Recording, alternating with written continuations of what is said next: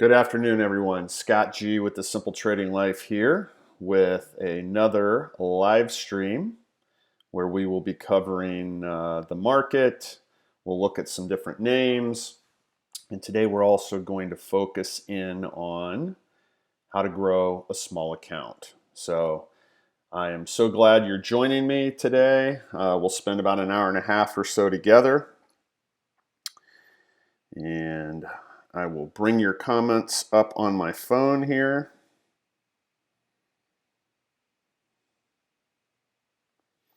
Hey there. Hello, Stacy. Hello, Grayson.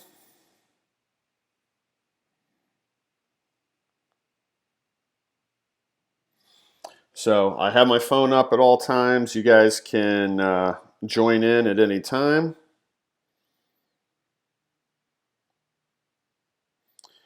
And you can ask me to look at things. You can ask me questions about what we're covering.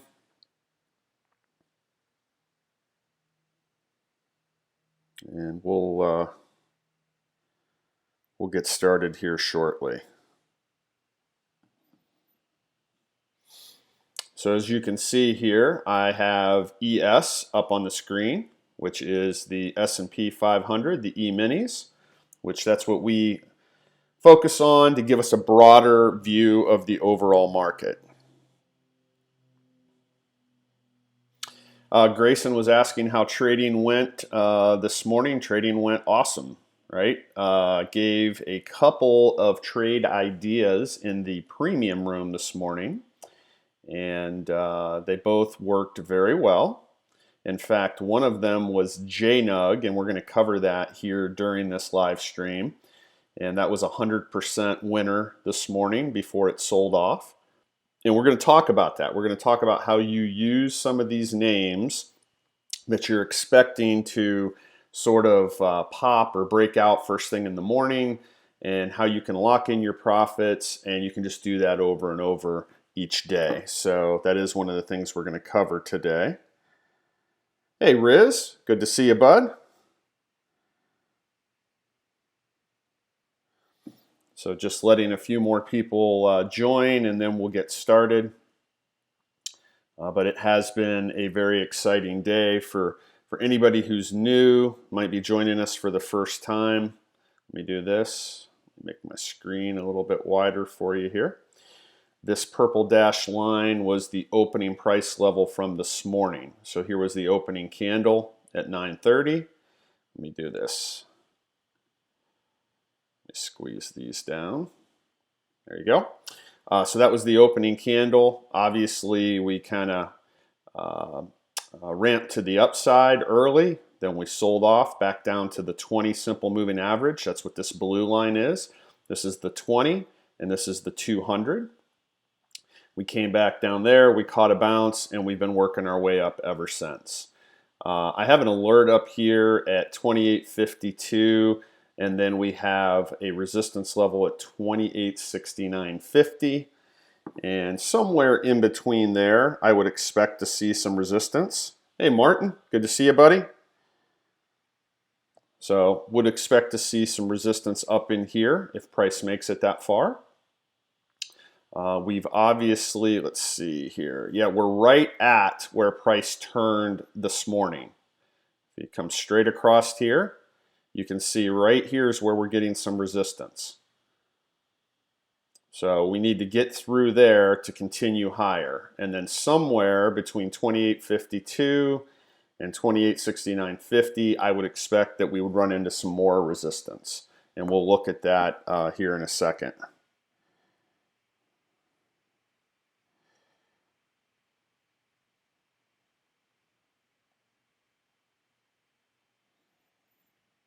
Okay. For whatever reason, usually my phone stays on the entire time. It keeps shutting down, and I have to bring it back up, like going to sleep. And I don't know why it's doing that, but let me just check a couple of things here. Make sure I have all my settings correct. Yes, that is right.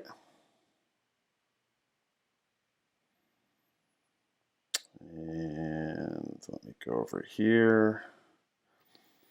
Just bear with me for 1 second. Maybe we can get this thing to work.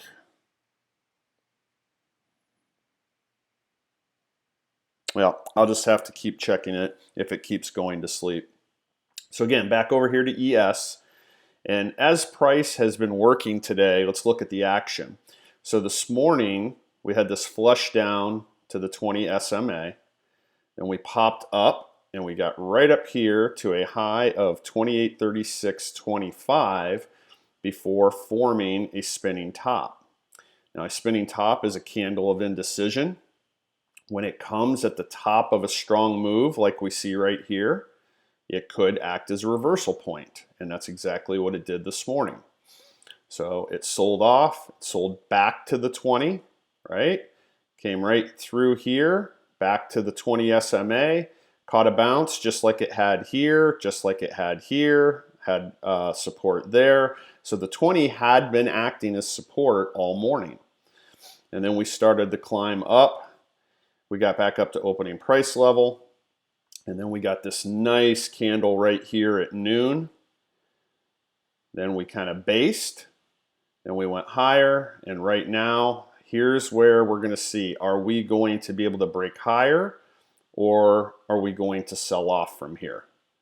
Okay, is this going to be the resistance point for the day? Now, let's do this. Let's look back. Might have to go to a higher time frame. Might have to go to a couple higher time frames. Let's go to the 4 hour. And let's look back. And let's see.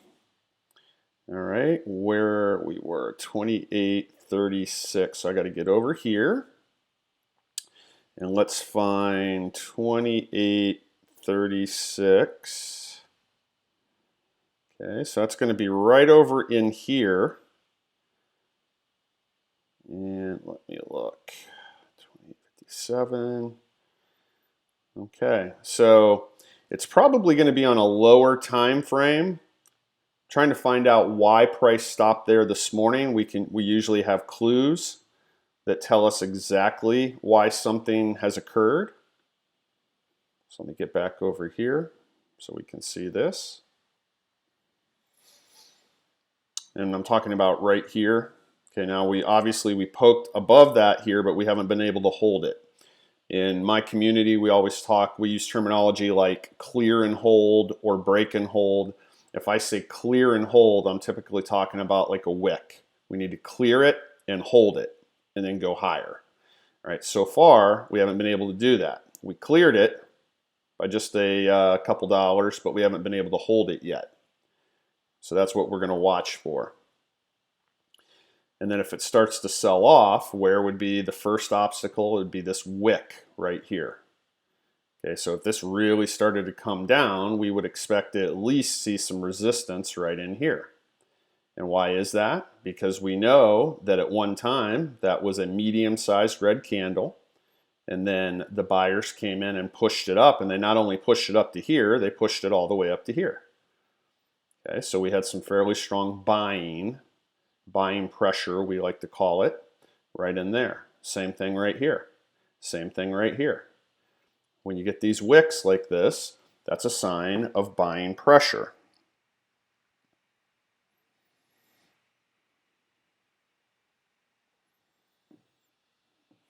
Okay, just checking your comments there. What I'm going to do is I'm going to go ahead and I'm going to set an alert below here, below this candle, and then we'll set one above the high up here, 28.38. And then that way we can go look at some other things. It's been an exciting day. And this way we can look at other things, and if either one of these alerts goes off, we know that we've got a move underway. Okay, so let's just start going down the line. And again, the focus today, and we're going to get to that here in just a little bit, is going to be how to grow a small account. So we'll talk about that here in a little bit, but let's run through a few of the names today. It's been a really exciting day in the market. Okay, so here we are on Apple. Apple had this big gap up. It sold down right to support at 278.47, Push straight up. Where did it stop? Right at resistance, 285.80. Form structure, and then it's went higher. So I'll squeeze in on that. Again, we had the gap up, came down to support, straight up to resistance, then we formed structure, and this is nothing more than profit taking. Okay, the market had to take a little rest right there. Some folks that maybe were long Apple from down in here, okay, they're going to take some profits. They regain strength, and they've been pushing higher throughout the day. Okay, so that's Apple, and Apple is up over $14 on the day. And from market open, I'm just going to eyeball this, 280, about 770 on the day. AMD, this is a name I like to personally trade. I did not trade it today. I've traded some other things today, and we'll talk about that. Gapped up right in between support and resistance, so that's always a good thing because now it has room to run. Ran right through the support level here at 53.27. Took a little bit of a pause, went higher, and really has been stuck in a range here since about 11:30 this morning. So AMD sort of ranging, and on the day, it's up $3.60, and that's including the gap. And from open, again, I'm eyeballing this, let's say 52.20, got about 270 on the day, which that's a good move for AMD. You make a lot of money on that. Okay, Amazon, again, another strong day. Let's look at Amazon here. Yesterday, this is yesterday, real strong day. Let me squeeze in. Okay, so here we were yesterday, and then today we just continued. Gapped up, strong move. Then we kind of took a little pause, right? Then we worked our way up again, and right now we're sort of in a pause as well. Okay, so we're up $117 on the day, including the gap up. 2201, 2292, and we're up about $91 since the market opened. So that's really, really strong for Amazon. Okay, BA has not been doing much here recently. A lot of people are expecting that at some point we're going to see something. If we want to draw this in, we can kind of, I don't know why that didn't work, but that's all right. If we want to draw this in, maybe even extend it, activate, there we go. Okay, you could even come from back here, sort of like this. I'd maybe even go just like that. And if you come down here to the bottom, just come to your lowest point, and then just draw it across like that. Okay, all we're doing here, we're not trying to be perfect. We're trying to see, are we in a tightening range, right? I'm not trying to draw a perfect wedge or flag or triangle or pennant or whatever name you want to give it. What I'm trying to see is, are we in a tightening range? And we are, right? If you look back here, this is the range. Okay, then it gets narrower, then it gets narrower, and it's going to continue on until it breaks one direction or the other. So you want to look for these things. I talk about this in our premium room, the simpletradinglife.com premium room. We have both a free chat room and we have a premium community. In the premium community, we talk about this all the time. Expanding ranges or tightening ranges. This is one that's tightening. Some people say it's coiling. Some people say it's compressing, consolidating. Whatever language you want to use, you just want to know that it's occurring. Okay, so again, if you look at this, we got a nice wide range back here. Then it's narrowing or tightening. Then it's getting more narrow. Okay, and so on and so forth. And you're going to wait for it to have a sharp break one direction or the other out of here. That might make for a great breakout trade. Okay, so that's BA. I know BABA is strong on the day. Let me make sure I have everything up here. There we go. I know Baba's strong on the day. And again, a lot of it is this gap up. A lot of big gap ups today, right? And that was really because of the market. And speaking of that, okay, just checking. We have our alert set, so we don't really have to worry about it. But we have this big gap up. Had a little bit of room here, but ran up right to the resistance level. Sold back down, right to open. You see that? If I'd have my purple line drawn in on this, if this was a name I was going to trade, I would go ahead and put that in. But we went up to resistance, sold back down to the opening price level, and now we've been working our way higher throughout the rest of the day. And including the gap, Baba's up $8.21. That's a really nice move for Baba.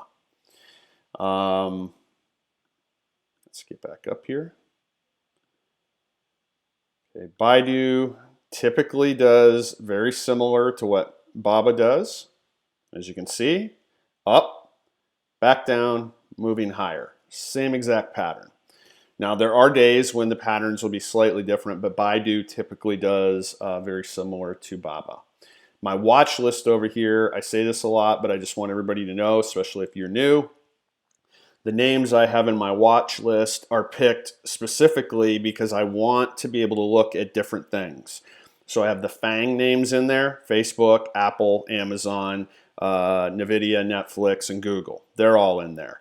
I have a couple of China names, Baba and Baidu. Those are my China names. I have a defense contractor in there, which is NOC, Northrop Grumman. I've got a weed stock in there, which is CGC. We're going to get to that here in a little bit, and so on and so forth. So I try to have in my watch list a good wide range of names, some smaller companies, mostly bigger popular companies, and that gives me a great idea on what's going on with the market each day. So here's Beyond.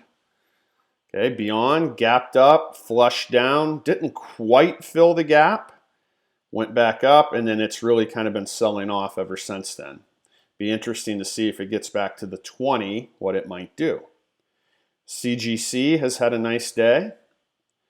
Okay, again, this is one of the weed stocks. Had a little gap up here, and then bam, just shot up, sold off, kind of made some structure here. I'll bet you if we did the math, I'm not going to do it, I'll bet you that's about 50% of this move, which, again, the folks in my room know how common that is. Whenever you have a chaotic candle, and what is a chaotic candle? It's going to typically be the biggest or one of the biggest candles on your screen, typically about 3 times the size of these normal bigger candles. So when you get a chaotic candle or a really, really strong quick move, it could be more than one candle. A high percentage of the time, you're going to retrace about 50% of that move. And if you look where it caught support, which is right there, okay, it's about 50%. And then from that point, then you have to see, okay, what is it going to do now? Is it going to continue on after maybe a pause and a small bounce? Or like in this case, is it going to catch a bounce and go higher? So even though this is a chaotic candle, we've still put in some pretty nice structure today, right? Higher high, higher low, higher high. And we're even getting a little bit, we had a momentum hammer here. Looks like we might be developing a momentum hammer here. Those are hammers that occur in a move that give us a signal. Okay, they're not as strong as a hammer that comes at the bottom of a strong move. Okay, so they're not as reliable based on where they're located, but they give us an indication that the momentum, that's why they're called a momentum hammer. You can have a momentum shooting star too, that the momentum is likely to continue, likely. All right, let's look at some other things. Crowd. Okay, let's see here. Crowd. Here's where it opened up, flushed down, filled the gap, caught support at the 20. You see the theme. Talk about this a lot. You'll see a theme with a lot of these names. Bounce back up. Okay, took a little bit of relief right there, and then big candle up. We got a shooting star. Sold off a little bit. I'll bet you this is close to 50%, right? Maybe even closer to 33%. And then we started back up. So the rule is when you have a chaotic candle or a strong move, just for simplification. That's what we're all about here in the simple trading life. That's what we're all about, is simplification. You can take those moves. We had an alert go off on the market, so we'll go over here in just a second. You take that chaotic candle or you take that move and you divide it into 33%, 50%, and 66%. Almost all the time, you're going to have a retracement to one of those levels or somewhere right around there. If it only retraces to about 33%, you're likely to continue in the same direction that you came from.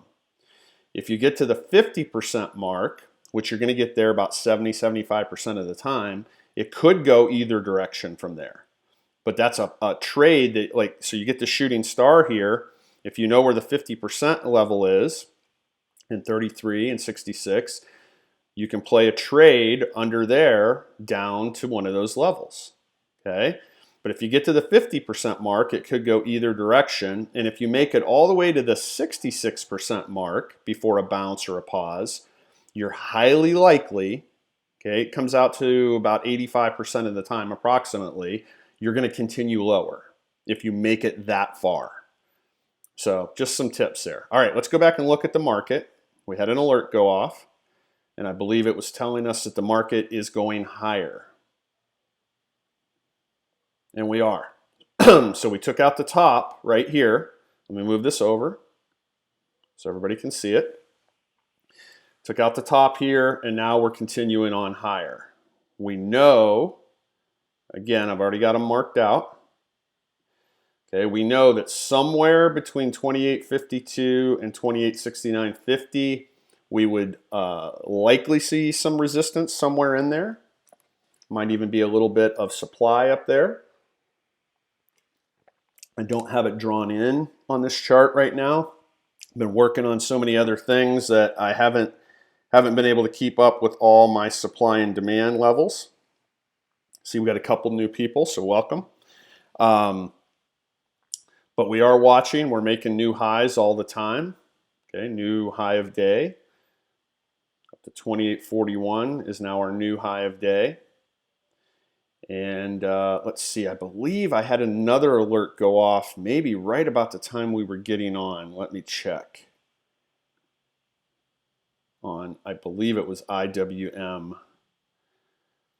Okay, yes. So IWM, let's see, 1, 2, 3, 4, 5, 6. Okay, yep. So what that alert was, not going into all the details on price action. If anybody is listening and you're brand new and you've never checked us out before, the primary ways we trade are price action, supply and demand, and support and resistance.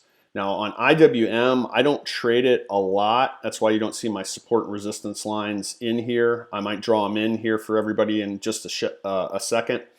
But what we primarily trade is price action. And we have been going into that in great detail in the premium room. So I had posted in the premium room before our live stream, and I'm not gonna go into all the details because that wouldn't be fair to them. But there is a reason why we expected to see a move, and we got it. Right? That's why my alert went off and it is moving. So let's see here. Give me just 1 second. 1, 2, 3, 4. So from there, and the high over here. Okay, so it's already up, 40 cents or so just since my alert went off. And it was a trigger. It was a trigger for us. So we have setups.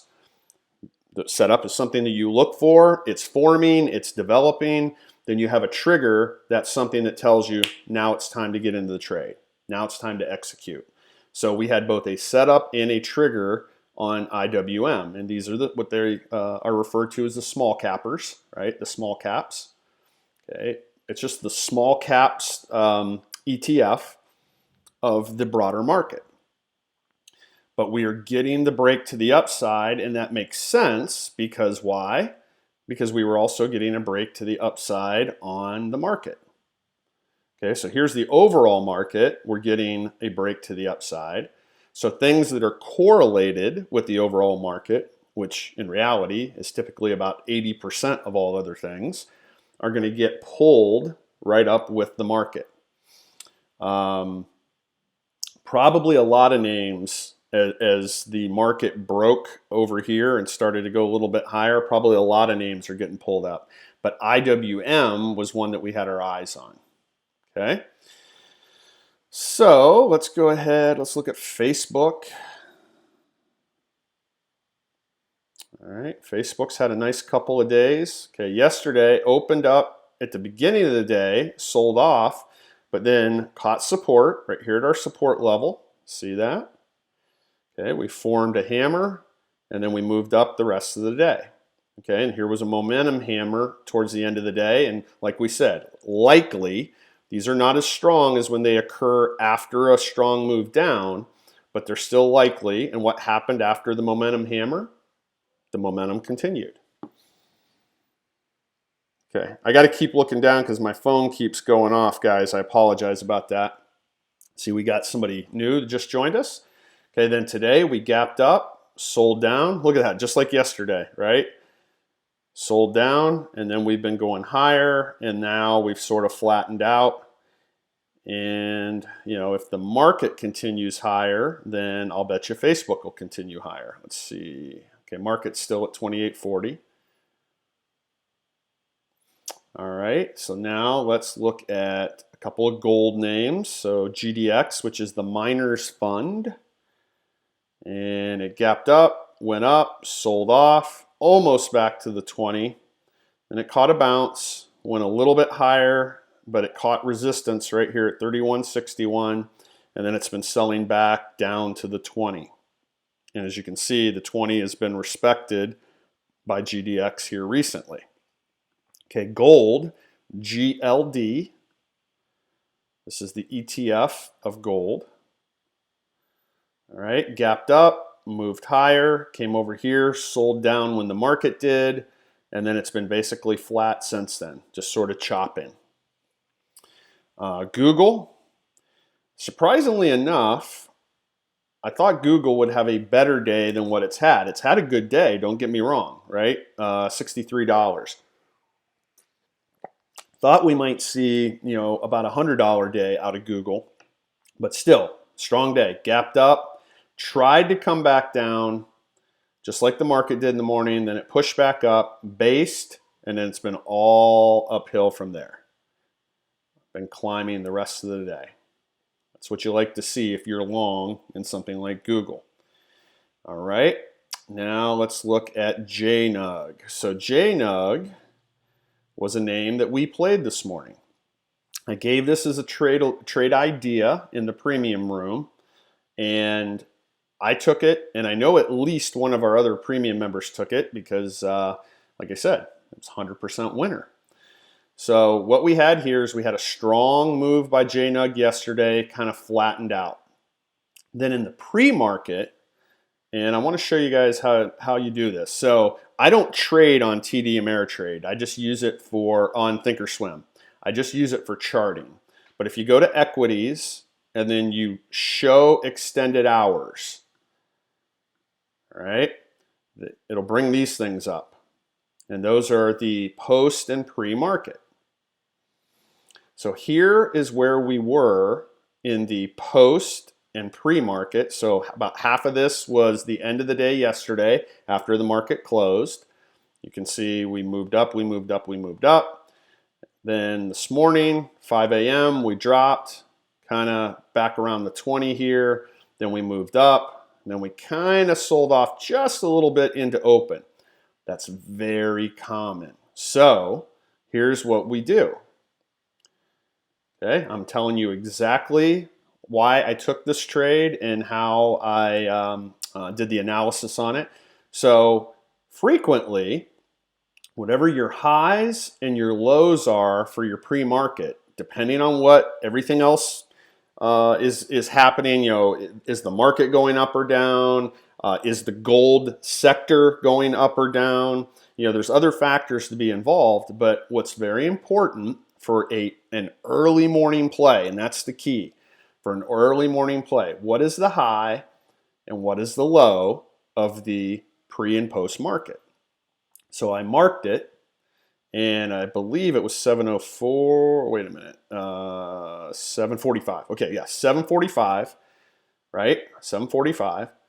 And then once we took that out here, you notice that we started below that. That's perfect.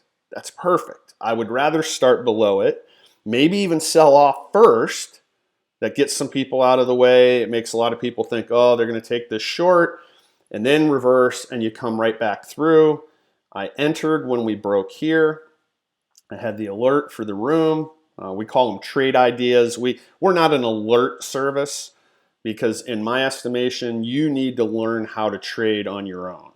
If you just take alerts, or anybody out there who's ever been in an alert service or they've been thinking about getting in one, you're always late. By the time they put the alert out, you're always going to enter late. And then when they tell you to exit, you're always going to exit late. So you're never going to make the kind of money that you think you should. And then a lot of times you're going to lose. All right.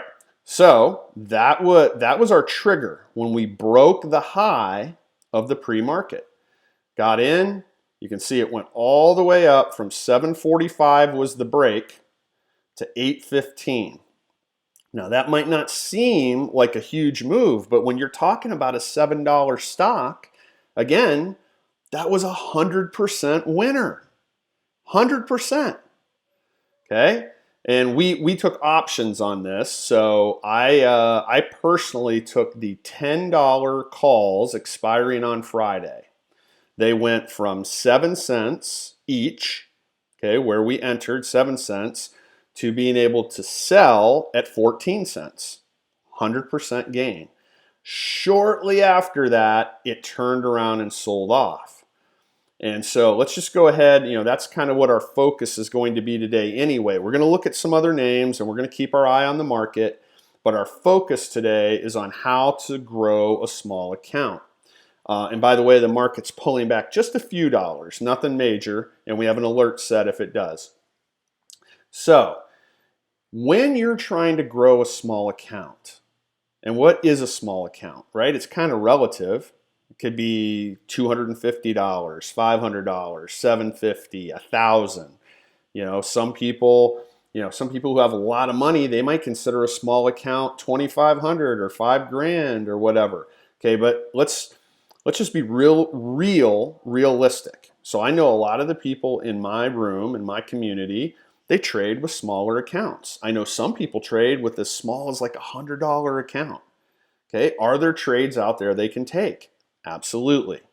Okay, but I would say the majority of people in our room are probably trading with probably somewhere between $500 to maybe $2,500. Okay, but we're focusing on the smaller end. We also have people in our room that trade with very large accounts. They take very big trades, right? Some of the folks in our room are trading a couple thousand to $5,000–$6,000 per trade. Okay, but they're the minority in our room. So growing a small account. So let's just say that you've got a $500 account and you enter this trade right here. Okay, you do your analysis and your analysis says, okay, I see my setup. If we break the pre-market high, I'm going to buy $250 worth of JNUG, whatever that gets you, and I'm looking for a 50 to 75 cent move, right? Now, where does that come from? Well, it can come from many different places. I'm not going to go into all the nuances here on a free YouTube live stream. Okay, there's a lot of different ways you can determine price targets. But when you're playing a morning breakout like this, okay, and it's a smaller stock, and when I say smaller, let's say $2 to $10, if you can get a 50 to 75 cent move, or if it's closer to $10 stock, maybe a 50 to $1 move, and you're in options, or even if you're in equities, right? That's a good move. So let's just say from here to the top of this candle, let's just say that was the 100% move. I know it was closer to up here, but let's just say it was here. Okay, that is, again, the top of this candle is 803. So that's about a 58 cent move. So this candle, from where we would have entered to the top of the candle, was about a 58-cent move. If you get that right off the bat, why not take it, right? In your account, you're going to be up on that trade probably somewhere between 75 to 100%.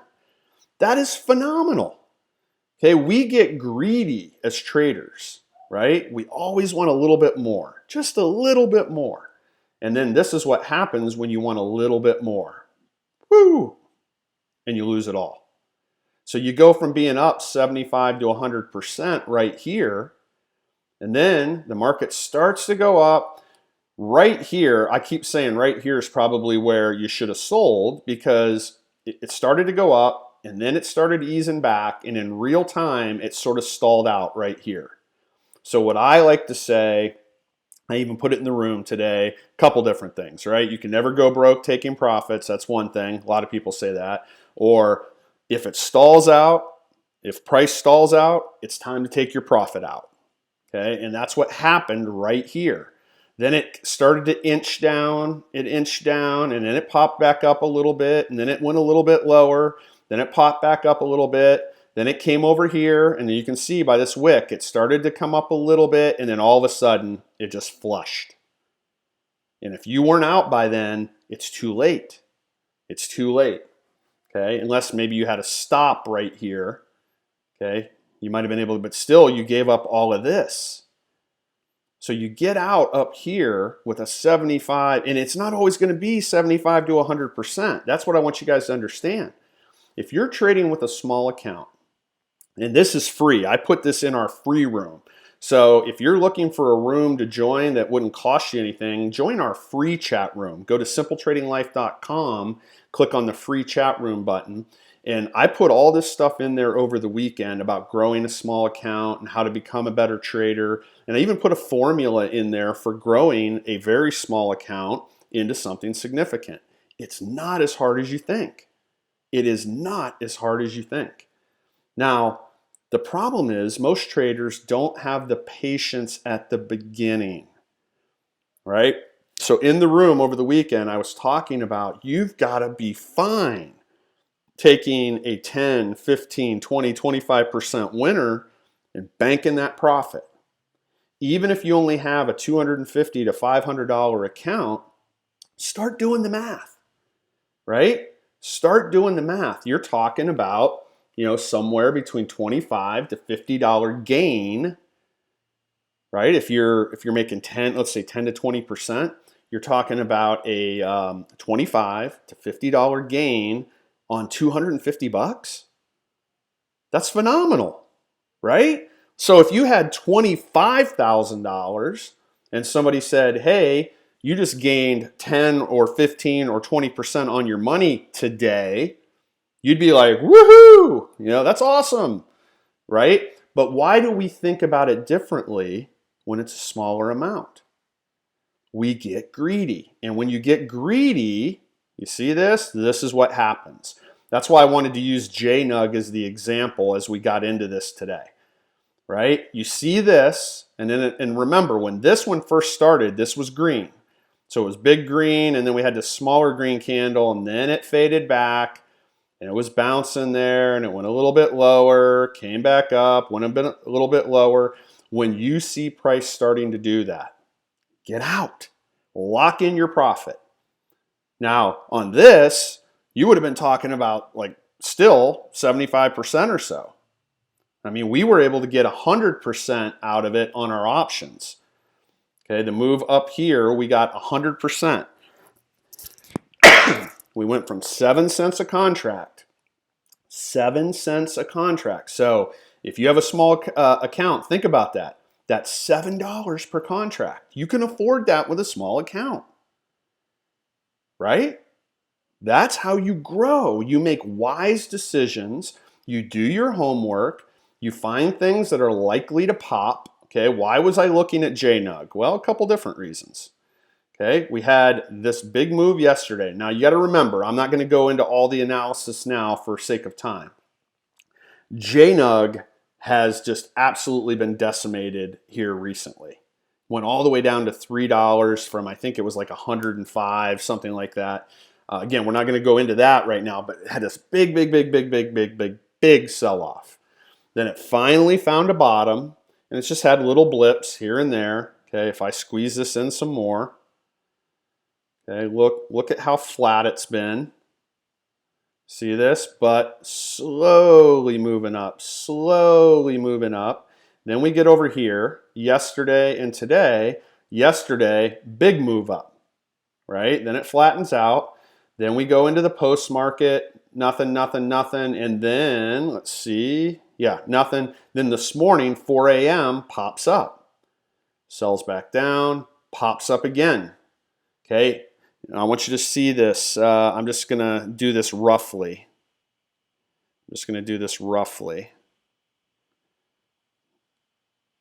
Okay, what is happening? We talked about it at the beginning of the live stream. What is happening? We're expanding the range, right? We're expanding the range. You see this? Okay, I'm all about visuals. If you can visually see what's happening, it makes it so much easier for you to make wise decisions. All right, so then I know the range is expanding. We had a big move up yesterday. The market was fairly positive coming into today, right? There was people that thought it was going to go up. And then we open in a great place. We open within the range. I have my trigger. What's my trigger? If we take out the top of the overnight and pre-market range, I'm going long. You can put a nice tight stop there if you want. And then once you've made a fairly significant move, for me, on this kind of a name, that would have been 75 cents to $1. We got it, right? Basically, almost. I mean, we got, what did I say, 45 to 8.15. So we got 60 cents, right? So we got 60 cents. I said 50 to 75, not 75 to $1. So once you get up here around that 50-cent mark, if that's what you were thinking about going in, now you either bring your stop up manually or you trail it, put a trailing stop on or something, and now you know you can't lose. You're only going to make money. You can't lose. But if you see price starting to stall up in here, just take your profit out. Pile those profits up. Okay, so again, let's just use today, because again, I know people in my room made 100%. So if you only traded $250, you now have $500 in one day, in one trade. That's how you grow a small account. But let's just say it was 10% or 20% or 25%. Okay, now you're adding $20, $25, $50 to what you already had. And now you get ready to take your next trade, whatever that may be. Let me just double check here. I want to make sure. Hey, Sonny, how's it going? Okay, Sonny, if we have time, I don't know how much time we'll have today because I'm really trying to focus on this small account stuff, but I'll try to get through some of those names for you, okay? So I do see your comments there. All right, now let's go look at another one. So another name that I alerted to the room today was this Aikido Pharma. And again, I want to show you what happens. So here's Aikido Pharma. Okay, this is a nothing kind of name, right? Look at where it came from. Okay, coming into today, look at this down here, nothing, 50, 60, 70 cents. Overnight, nothing, and then this morning, news came out and boom, this thing takes off. If I remember right, let me look. I think it was coronavirus news. I think it had something to do with coronavirus news, which is making almost any pharma name pop these days, but it's irrelevant. Whatever your reasons are. Okay, so again, if you open and take out the high of the overnight, you could look for a pop. So it opened below. Okay, you could take this right here. Let me look at it. 227, it went up to 274, so almost 50 cents, right? Almost 50 cents on a stock that was a 60, 70-cent stock, right? So what you do here, now this one you're probably going to have shares on. Probably not going to be buying options on this. So you'd have shares, right? And if you had 100 or a couple hundred shares, or I don't know what's in your small account. Is it 250, 500, 750, 1,000, right? If you had 1,000, you might have 500 shares of this, or whatever the case may be. If you get a 50-cent move, that is phenomenal. Again, and then as soon as price starts to back down and you see that it's starting to come down, you just get out and you lock your profit in, because why? Look what happens in a lot of these cases.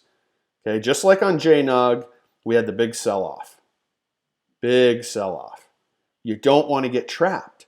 You take the pop, you put that away. I call it piling them up. Pile up those profits, and you just do it over and over and over and over again. Okay, so how do you find these names? That's going to be a question that I know you have. How do you find these names? Well, there's a bunch of different ways, and I'm going to show you one here in just a second. So you can set up screeners. You can do it through your platform. You can do it through Thinkorswim. You can do it through FinViz. You can do it through, I think, Yahoo Finance. You can do it through Bar Chart. You can do it any way you want, okay? I know a lot of people, I think there's even paid ones. I don't pay for any. I don't pay for any screeners. There's too many free ones out there in my estimation, right? If you're trying to grow a small account, why would you start paying for a bunch of stuff at the beginning? Now, maybe once you've grown your account to $25, $30, $40, $50,000, then it might make sense to pay for some, high-end screener. I don't even know if I would do it then, right? Because I've never paid for a screening service, but I'm going to show you one. So I'm going to go to Bar Chart, okay, barchart.com. And you can set up your own free screeners, right? I just call it Scott's Screener here. So this morning, and these change, right? These will change. The last time I ran it, these were the names that came up, but these are not the names that came up this morning. This morning, I got that Aikido. It came up. Okay, it's not showing up on here anymore. In fact, I don't know if any of these were on their pre-market. But I do this throughout the pre-market, and I watch. Okay, what settings do I have? I'm looking for a low float. Okay, so why is that important? Why is a low float important? Low float means that's the number of shares that's available for public consumption. The lower that number is, the more volatile that stock's going to be. Okay, so these numbers are the millions, right? So that'd be 14 million, 3 million, 2.5 million, 8 million, so on and so forth, okay? This is only like 466,000. The gap up, okay, now on every chart calls it something different. They call it gap up. Some charts will say percentage of change. That's the same exact thing, okay? You're looking for 5% or more. 5% or more. The number seems arbitrary, and you're going to then filter these. I'm going to show you how I filter them here in a second. But on certain stocks, a 5% gap up is a big gap up. On some stocks, a 5% gap up is nothing. But that's a good arbitrary number to put in, and you're going to see. Now this morning, the names that came up this morning, some of them were gapping up 200%, gapping up 150%, gapping up 117%. Now, does that mean they've already gapped up too much that you can't play them? No, not necessarily. It depends on what the price action does. It depends on the price action. But I use 5%. Okay, volume. Now, for my screener, now remember, I'm doing this pre-market. I typically put in 25,000. Has to have at least 25,000 shares to show up on my screener. Okay, it's not even going to show up if it's less than 25,000 shares in the pre-market. Why is that important? The more volume you see in the pre-market, especially, some people will set it much, much higher, and sometimes right before market open, like in that last 5 or 10 minutes, I might move that up to like say 100,000 or 125,000. But some people start with that number. But why is that important? It shows you interest. It shows you people are interested in this name. So let's just say you've got, I'm going to just pick one at random. You got this one right here. Now this isn't pre-market anymore, but let's say it was pre-market. You've got a stock that's $1.35. And already, if this was pre-market, already 1.3 million shares of it have been traded. And it's got a low float, right? It's got 3.4 million float, that's low. And it's gapping up 15%. That is something that you want to further analyze, and that better be on your watch list for a potential breakout at open. Those are the kind of names you're looking for. Okay, now I typically am going to ignore most of these bigger numbers. A $75 stock. I'm looking, if I'm going to play shares, it's probably going to be somewhere around $2 to $10, maybe even 2 to 5. If I'm playing options, it's going to probably be $10 and up, but probably no more than 50 bucks or so. In most cases, not in every case. But why? Because I know the options are going to be affordable. Again, we're talking about how to grow a small account. Okay, we're talking about how to grow a small account. So again, going back to JNUG, $7 name. Okay, $7 name. And I was able to get options this morning at $7 each. 7 cents, but it's multiplied by 100, so $7 each. Anybody can afford that. Anybody. I don't care if you have a $100 account. So I did a little bit of a lesson on this. I think it was in the premium room maybe a week or so ago about how you find things you can afford, right? So the first thing you want to do is find stocks that have a range of, let's say, $5, $10 to up to about maybe 50, 60 bucks. Then, are they optionable? And you can put that into a lot of screeners. You can say, are they optionable? If they are, you start checking out the options. What are the premiums? Okay, if they're low premiums, then you take a step further. Is there enough volume on those options that make it worthwhile? You don't want to trade something that's illiquid because you'll have a hard time getting out of it. But if there's decent volume, okay, decent volume, you can get the options at a good price, meaning the premiums are low. Then you take it another step further and you start looking at the chart and you look for your setups and your triggers. That's how you find the things that you're going to trade when you have a small account. Okay, it's not that hard. I mean, look, I've got 4 things right here on this screener. 4, that's it. What is the price? Okay, I put in $1 up. I'm probably not going to trade something that's $1. That's just me. I probably wouldn't trade anything lower than 2 in most cases. But then I'll let them bring this stuff up, but I'm probably going to weed out the ones that are over 50, 60 bucks. And then I'm going to make a decision from there based on float, the percentage of change, or on this screener, it calls it the gap up, the volume, the pre-market volume. That's what we're talking about, pre-market. So the earlier it is in the morning, I'm looking for 25,000 or more. And if it's right before open, that last 5 or 10 minutes, I may bump that up to about 125,000. And then you're still going to see ones that have, 1 million, 700,000, 5 million, and sometimes you'll see them. Now, again, this was not pre-market, what you're seeing on the screen right now. This was after the market had already opened. But if you see something over 1 million close to market open, that is something to pay attention to. There is interest. There is interest in that name. And if it meets your setup and you get your trigger, you might get that quick pop. You take your profit, you get out, you pile it up, and you go on to the next one. It's that easy. It really is. Okay, now let's go back to the charts.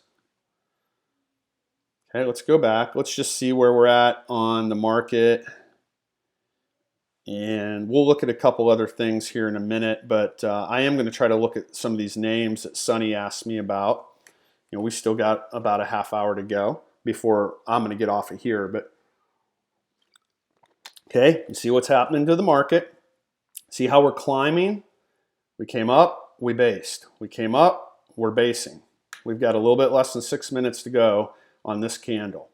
So if we end up here, then we start looking. Are we going to take out the bottom? Like right now, this is what we call an inside candle, which means it's inside this entire range. So then are we going to go up or are we going to go down from here? Or, I mean, it's we're getting into power hour. So that's generally when things start to pick up, but you could also get another flat candle. You could. It's just not as likely the closer you get to power hour in the end of the day. There, got some new people joining. So we'll pay attention to this when we get closer. And I'll do this. I'll put an alert just above this one. Let me see where the high is. 41.25, 41.25. So I'll set an alert, and that way we can go look at some other things. I'll set it up a tick so we'll know if it breaks. And then this one, I'm going to move up, if it'll let me, to just below there. Okay. Now we'll know if it breaks one direction or the other, and we'll come back to it. Okay, so let's see. Sunny. I might not get through all of these, Sunny, but let's look at a couple of them. AVGO. AVGO. Broadcom. And I think, Sunny, you had me look at this maybe or give you some thoughts on it earlier today. So here's what it's done today. Let me get rid of the pre and post market because it'll make it easier for what we're going to look at now. I don't keep those on during the day, by the way. In fact, the folks in my room would tell you I almost never have them on when they look at any of my charts. Really, pre-market's about the only time of the day I turn those on because I want to see what the post and pre-market highs and lows were. Okay, so we gapped up. This is a 30-minute. We gapped up and we sold down. Didn't quite fill the gap. It didn't quite fill the gap. I'll bet you, again, if we took from here to here, this is probably close to 50%. Sold down, came back up, sold down, moving up right now. Okay, that's what we've been doing throughout the day. I already looked at this for Sunny earlier, I believe, but let's go through for everybody. When we're thinking about trading something, we do something called the bigger picture. So here we are. We start with the monthly. We're green. And we're putting in, as of right now, an inside candle on the month. So this was last month, big range, right? So if you would take out the top of this, that's something you would want to know because you had such a big range to begin with.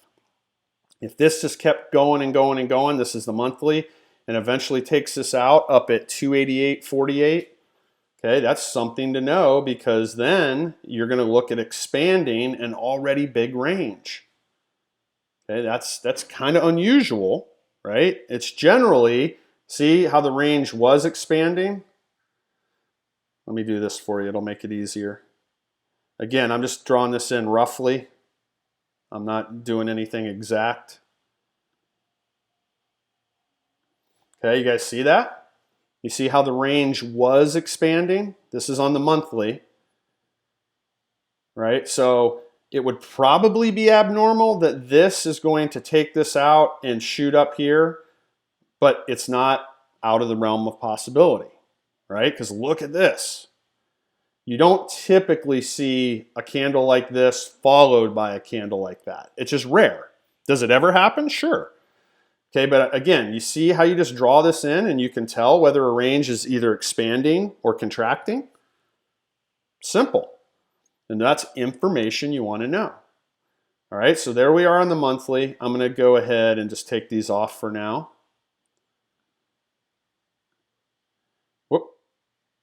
wanted to get rid of that. There we go. Okay, and then weekly. Okay, weekly, we're green, right? And we're just about to take out the top of this candle, 267.50. 267.50. So you take the top of that out, you're probably going to end up getting up here to the 20 SMA. Okay, so we're green on the monthly, green on the weekly. Now we're going to go to the daily. Okay, daily, we gapped up and we're a doji right now. See that? We gapped up and we're a doji. What is a doji? Candle of indecision. So we don't know, okay, if the day ends like this, we don't know yet whether tomorrow is going to be a continuation of this or if it's going to turn around and start going back down. Spinning tops and dojis, right? Spinning tops and dojis are indecision. Here's a spinning top right here. Okay, and you can see here, this was a strong day. Then the following day, we get a spinning top, which is indecision. Now, again, the folks in my room know what this sort of was, okay, right? This ended up being a 3-candle pattern play on the daily. This was a resting candle. You had a nice strong move. Then the next day they took a break, took a rest, and then they pushed higher. They actually pushed all the way up to here over the next couple of days and then sold off. So we got a nice strong move after this spinning top. Here, we don't know, right? We don't know until tomorrow starts. Where does it open? You know, ideally, you like it to open within the range. Because if it opens within the range, it makes it really easy to know, okay, they taken out the top or they taken out the bottom. It's a clear indication, right, of who's in control. Okay, so that's the daily. And then we come all the way back to the 30-minute where we were. And we already looked at the 30-minute. Okay, in fact, if I go in a little bit here on the 30-minute, trying to look here.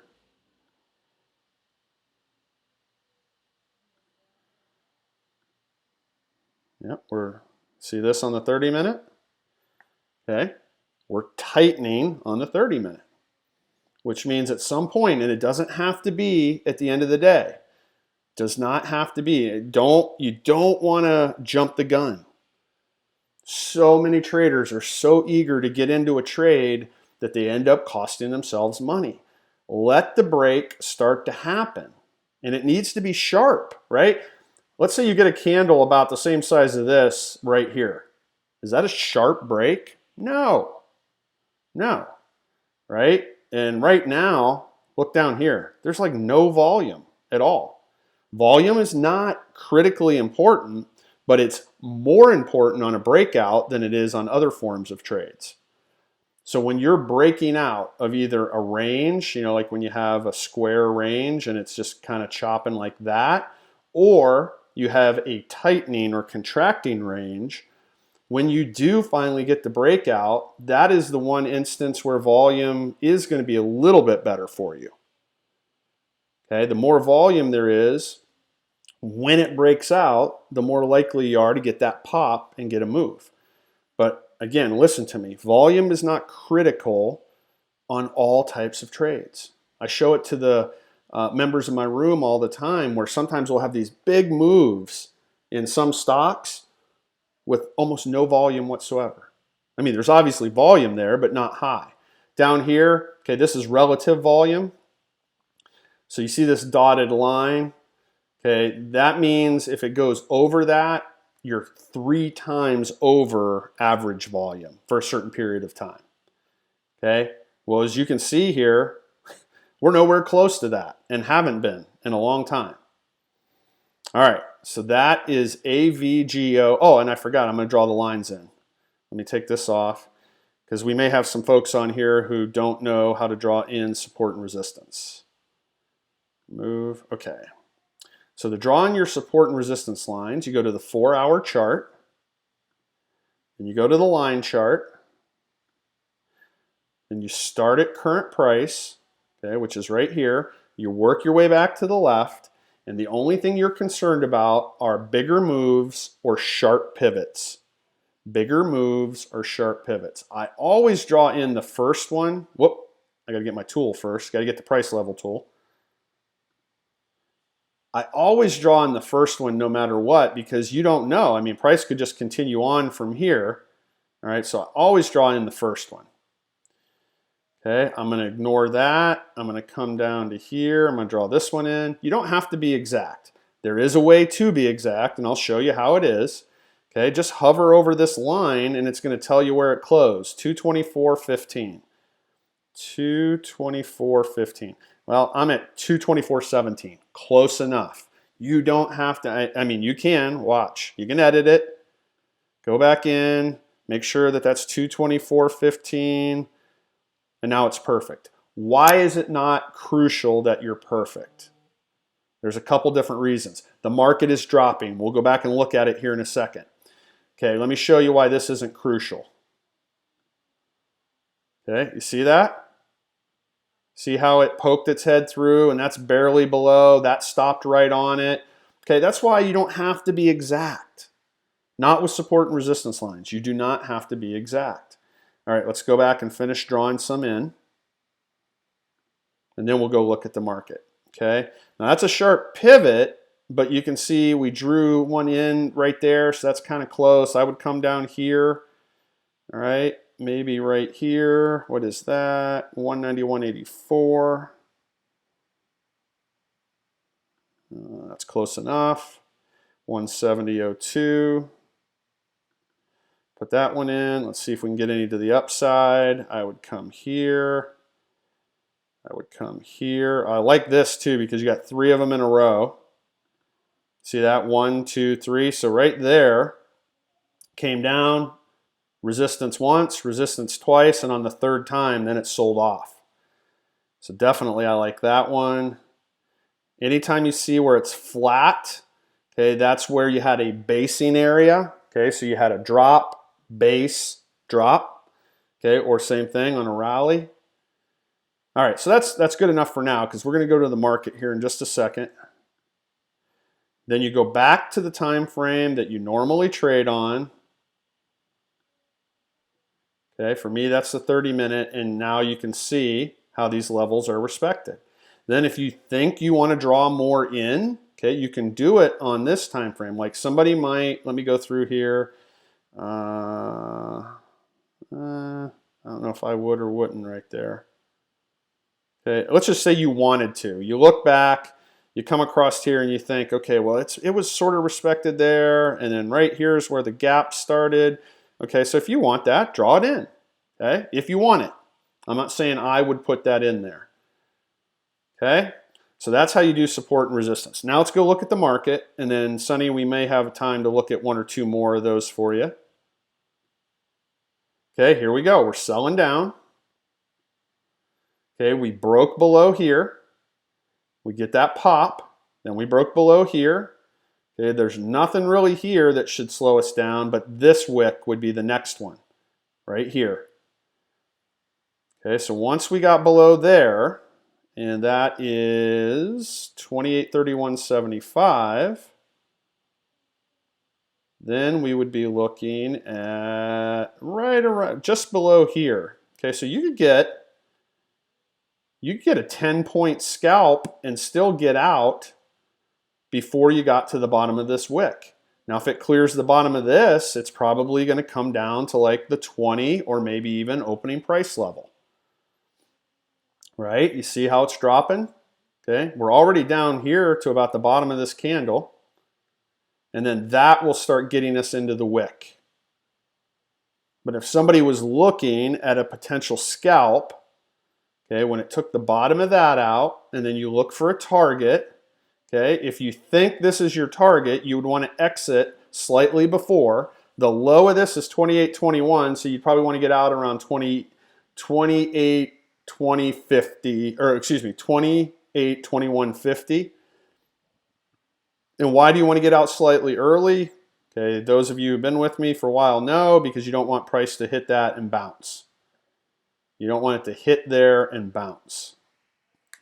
Okay, so like let's say you had the 20 as a target. You see what happened when it hit the 20 right here? Strong move down, strong move down. And if you had the 20 as a target, as soon as it hit the 20, it bounced away. And maybe you give up a bunch of profit.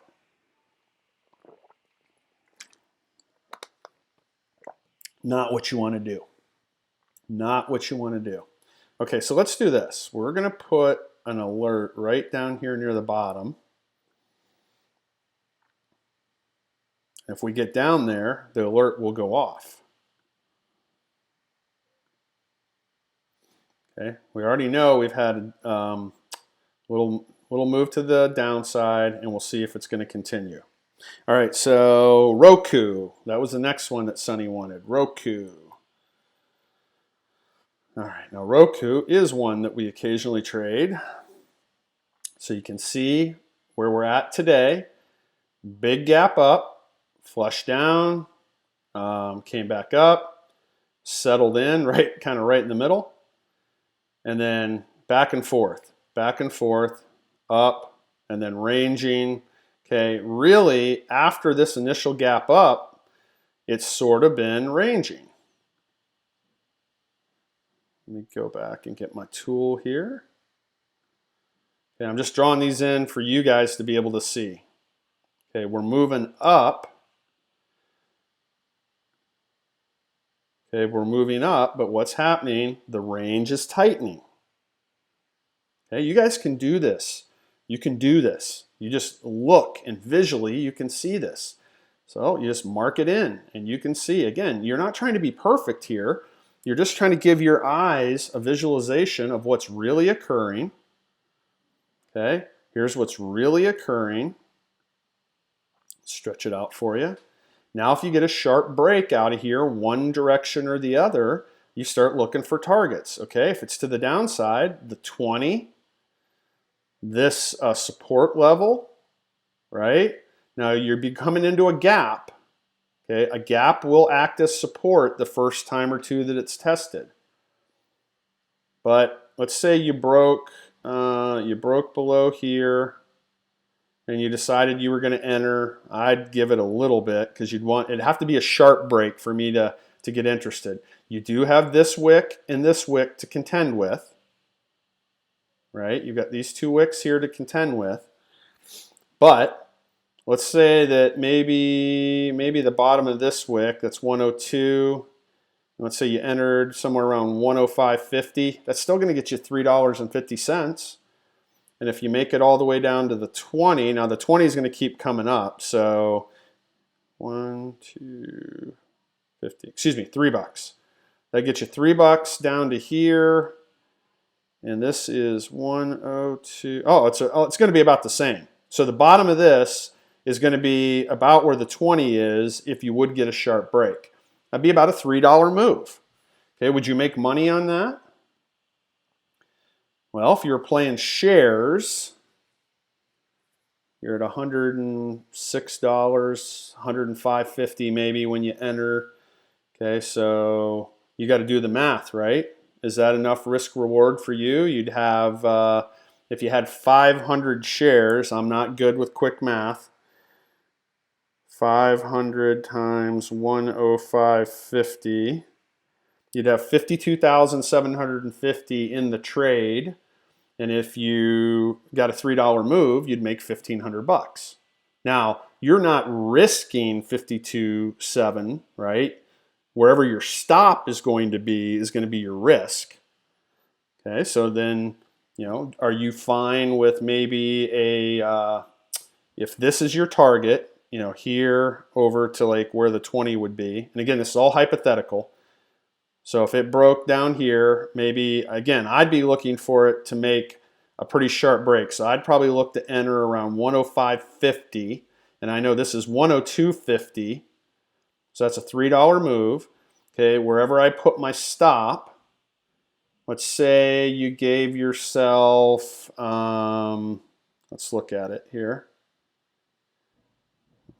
106.50. If you gave yourself $1 stop, to make $3, that's 3 to 1. So is that a trade that's acceptable? In my eyes, it is. That's what we're looking for. We're looking for trades that give us at least 3 to 1. Reward to risk. $3 of reward for $1 of risk. And why did I pick $1? Because that would, sometimes you'll get a break, a retest of what you just broke, and then go.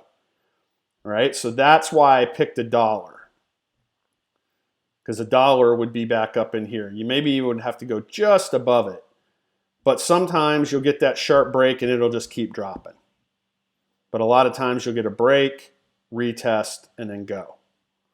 Okay, so that's Roku. And we'll go back to the market while I look up the next one.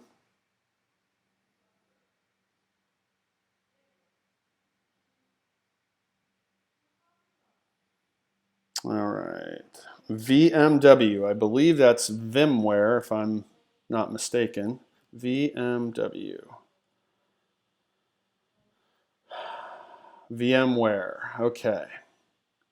Not something that I normally trade. I'll draw some lines in here in a second. Okay, on the day, gap up, moved up. Okay, so we moved up from 133.15 to 135. That's a couple bucks right there. Okay, like $2.50. Okay, then we based or ranged to the side. We moved up a little bit more. Okay, up maybe another $1. Then kind of ranged to the side. We've had a high of 137. Okay, so if I was playing this, right, I would have just been looking at this move right there. And I probably would have been out of that the rest of the day. That's just me. Now, somebody may look at that and go, well, hey, if I entered here, my stop might be below here. And then if you got up into this range and it never came back down close to your stop, maybe you stay in. That's up to you. Okay, I typically don't hold all the way through the day. I like to scalp. And I like shorter day trades. You know, when I say a shorter day trade, I'm talking like maybe an hour or so. And I don't like to hold overnight if I can help it. If I can help it, right? I don't like to hold overnight. All right, and let's draw the lines in. Go to the 4 hour.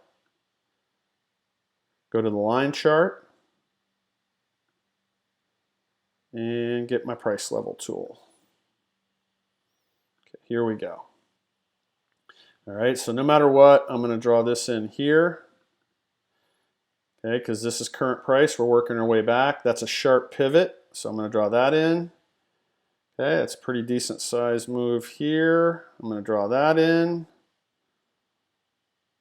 Okay, here, I'm going to draw that in. Going to come down here, 88.43.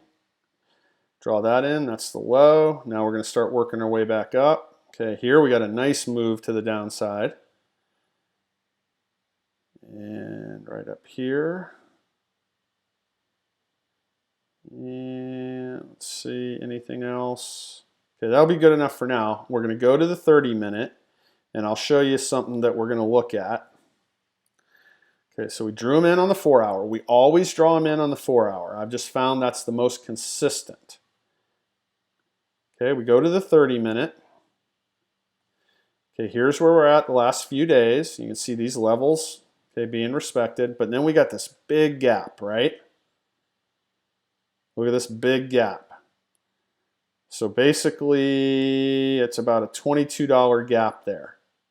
So is there somewhere in the past that it would make sense that we draw in another level? Okay, if you don't see anything here, go up one time frame. So I'm going to go up to the hour.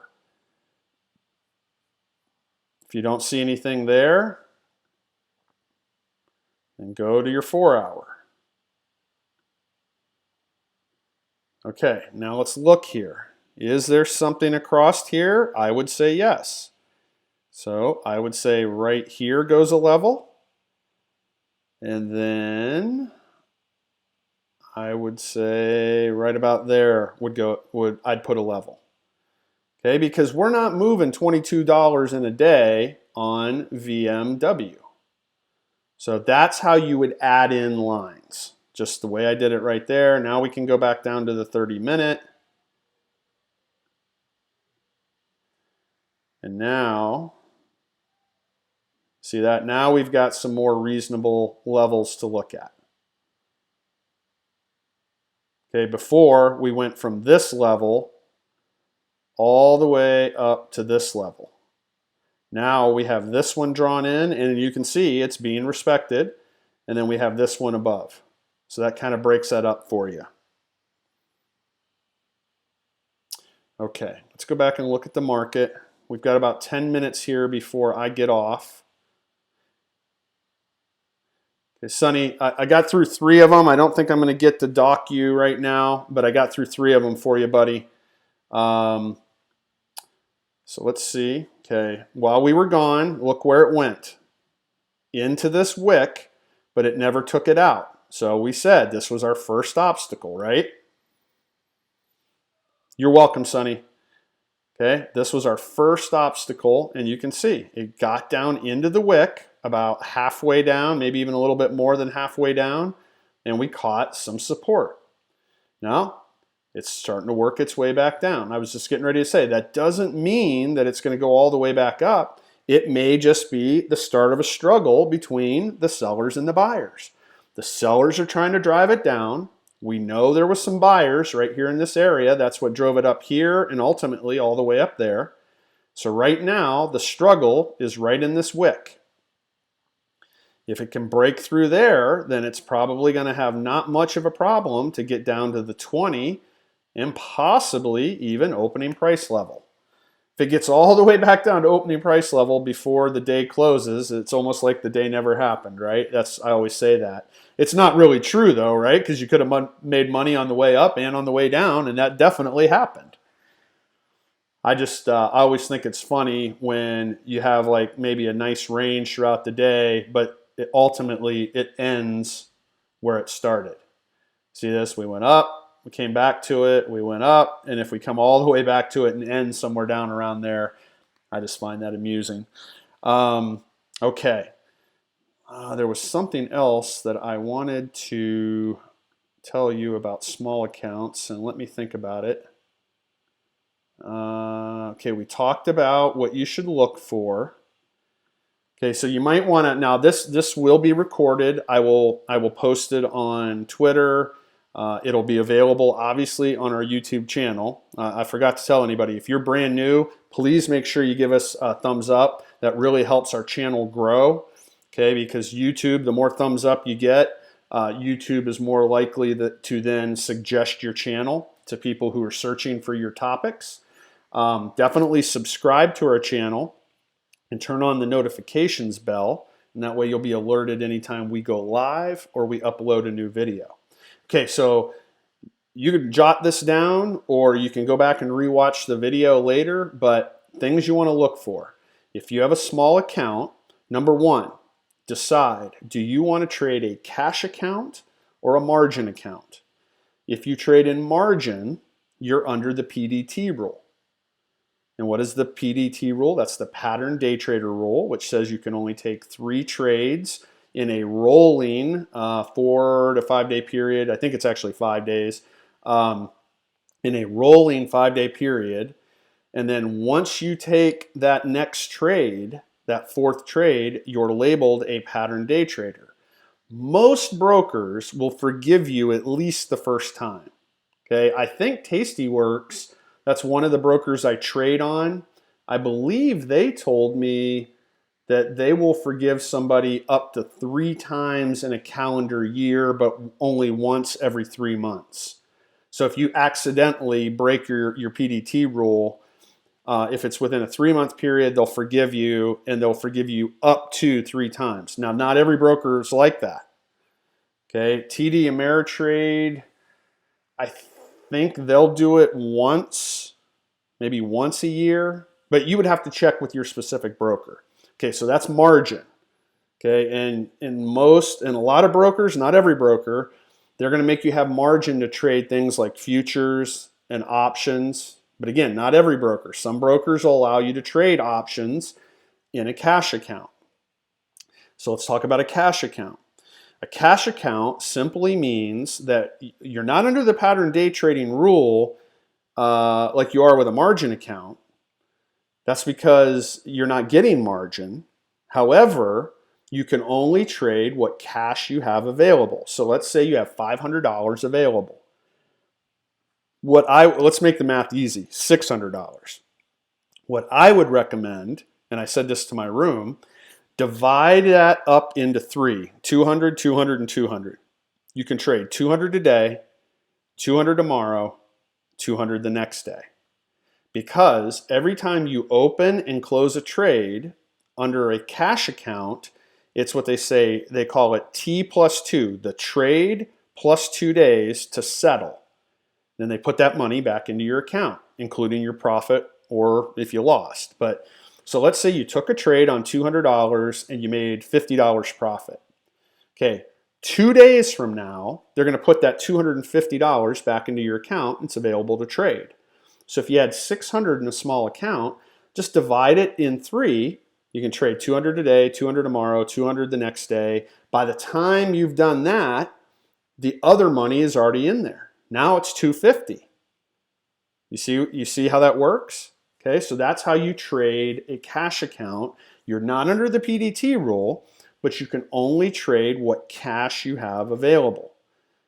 To me, it is smart, right? Okay, here's another option. You can, and I'm looking into this right now. I just applied for it yesterday. I know a lot of day traders who trade in offshore accounts. I am not recommending it. I'm not a financial advisor. I'm not telling you to do that. But a lot of professional day traders trade in offshore accounts because the US is the only one that has the pattern day trading rule. Okay? Yeah, Infamous says it's a joke, right? So you can set up an account with, there's, now I can't remember all of them. The one that I'm trying to set up with is CMEG, and a lot of professionals use them. They seem to be fairly reputable. They don't have the pattern day trading rule, and they'll give you leverage with a small account. So what is leverage? So if you are trading with, say, TD Ameritrade or anybody, right, any of the US brokers, they're not going to give you leverage until you have over $25,000 in your account, and then they'll give you 4-to-1. So if you have $25,001 in your account, you can now trade $100,000. You get 4-to-1 leverage. Well, CMG and some other offshore brokers, they'll give you leverage with a small account.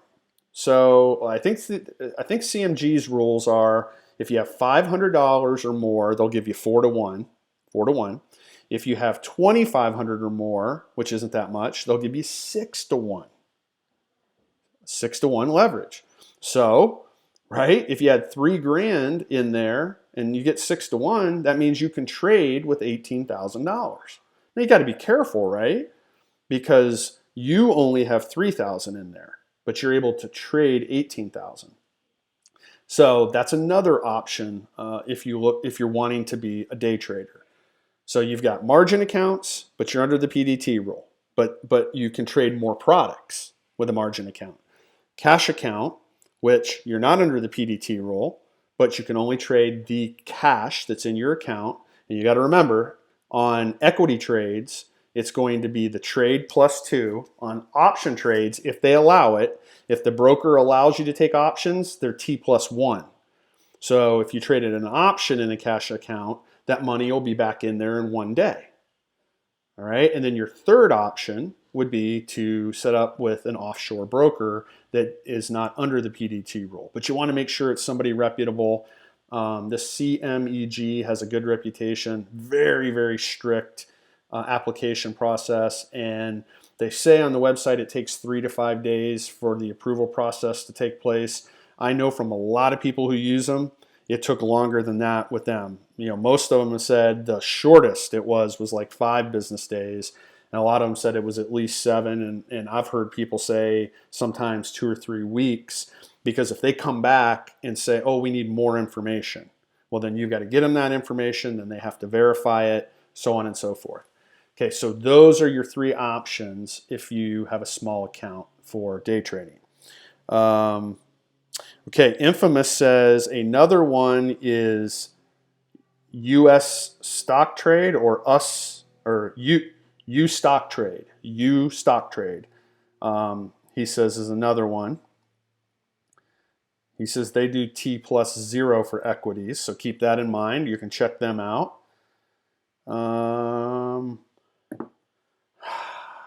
There was one called Sure Trader, but I think they closed and changed their name to something else, and I can't remember what it is right off the top of my head. There are several of them around the world, okay, but there's some that are you want to check them out. You want to check them out. Always look up reviews on any broker, even here in the US or UK or Australia or wherever. I don't care how big or popular they are, look up the reviews. Okay, I don't trade with TD Ameritrade anymore because they have so many issues. Now they claim it's because now that they're commission free, they got all these, there's more trades and more people trading with them than ever and all this stuff. I don't want to hear it because there's other platforms that are under the same exact boat and they don't ever have a problem. But I do use their charting software. So this is TD Ameritrade that we're viewing right here. Okay, some other things to keep in mind. You want to look for, if you're going to trade shares, stocks are typically going to be between, say, 2 and 10. Can you trade them, a dollar, 75, 50 cents? You can. Gets a little bit more risky the lower you go that way. Okay, on any U.S. exchange, right? Once they fall under a dollar, they're at risk of being suspended or delisted. And if you have money tied up in them and that happens, it's gone. I've had that happen to me years and years ago. Been in, trade in something and it's, whatever, less than a dollar, but it's moving up and moving down and you're making money and you're thinking, yeah, this is awesome. And then one day you open your account and it says suspended. And then it generally gets suspended first. And then it's a process for them to try to get unsuspended. And if they can't, they get delisted. And you just lose. Okay, so I don't typically trade things below $2. So you're looking, if you're going to trade shares, 2 to 10. Okay, why? Because you can afford it and still make decent money. If you're trading options, I would say $5 to $10 up to 50 or 60. And then you make sure that the options are liquid, has enough volume. You don't want to trade something if it's only got, each strike price has 1 or 2 in the volume column, right? You're not going to be able to get in and out, okay? You need it to have hundreds or thousands in the volume column on option contracts so you can get in and out. Has to be liquid. And you want to look at the premiums. If you have a small account, you're going to look for premiums that are typically going to be $1 or less. Okay, if you want them a little bit higher, that's fine. But again, let's say you're only trading today with 200, 250, 300 bucks, right? You don't want something that's $2 or $3 in premium because that's multiplied by 100. That means you're paying 200 to 300 for one contract. You want something under $1 so you can buy a few of them. And then if it makes a move, and especially if it makes a quick pop, okay, just like JNUG did this morning, you can make 100% in 30 minutes or less, sometimes in a few minutes. All right, so those are some basic guidelines. I showed you my little simple screener. If you guys want me to show that to you again, just so you know, you go back. Okay, here's the 4 things. Okay, price, volume, and for pre-market, I set it at 25,000 or more, and then closer to open, I move it up to about 100, 125,000. Percent of change. See, they call it percent of change up here. They call it gap up down here. It's the same thing. On most screeners, it's going to say percent of change. You want that at 5%. And then float. You can set it anywhere you want. I set mine at 25 million or less. And again, this is actually 14 million, 3 million, 2 million, 8 million, 5.9. And this is actually only 466,000 on this one here of float. So when you see this over here, that means that's almost all insider or institutional trading that's taking place. Okay, but that's a topic for another day. All right. Anything else before we wrap up? It's just a few minutes after 3:30. So far, we had this little drop down. We came back up. We formed a hammer here on ES. We're now into the last half hour. I always tell my folks, I don't trade the last 30 minutes, especially the last 5 to 15, because things get heavily manipulated and they get crazy volatile in this last 30 minutes, and especially the last 5 or 10. We've seen it twice in the last couple of weeks where price just drop or gain 20, 30 bucks in a matter of a few seconds, not even minutes, a few seconds. And if you get trapped, there's no way to get out of it. So I don't advise trading during this time, but I always watch it. So it'll be interesting to see, are we going to get up above this hammer? Okay, this would be a momentum hammer because it's in the trend. If it gets up above it, do we get a spike up? If it starts to fade, are we going to make it back down to the 20 or the opening price level? Things to keep your eyes on. Thank you so much for joining. Again, if it's your first time or you don't know anything about us, go to simpletradinglife.com. Check us out. We have a free chat room. All you got to do is click on the free chat room button. We also have a premium room. So if you wanted to join that, we get into things in depth, and we really we do private live streams like this at least three times a week. So we'd love to have you join us. Thank you so much for being here today, and definitely like, subscribe, and turn on that notifications bell, and we'll see you on Friday at 2 p.m. Bye-bye.